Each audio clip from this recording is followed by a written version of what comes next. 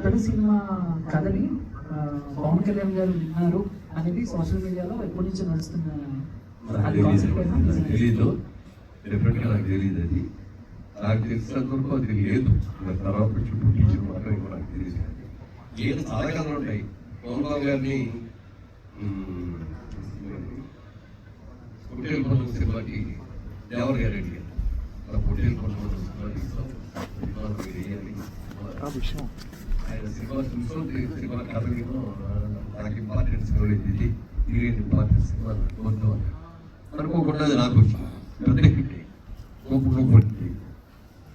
ఇప్పుడు త్రివిక్రమ్ గారు మీకు సబ్జెక్ట్ చెప్పినప్పుడు మహేష్ బాబుతో అనేటువంటిది కన్ఫర్మ్ చేసుకొని చెప్పారా? ముందు సబ్జెక్ట్ విన్న తర్వాత కన్ఫర్మ్ అయ్యారు? కథగానే చెప్పారు. కథగా చెప్పిన తర్వాత ఎవరితో తిరుగుదాం అనుకున్నప్పుడు రకరకాల పేర్లు వచ్చిన వాటి వాస్తవం.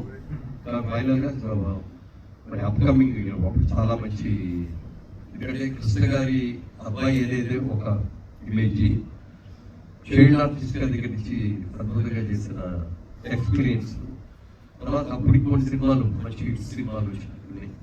ఇవన్నీ చూసుకొని సినిమా బడ్జెట్ పెద్ద బడ్జెట్ సినిమా ఉంటుంది కాబట్టి మహేష్ బాబుని పెట్టుకుంటే బాగుంటుంది అనే ఆలోచన అందరూ కలిసి ఆ విధంగా మహేష్ బాబుని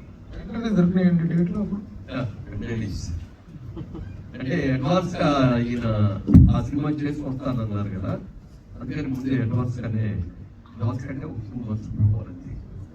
జితేంద్ర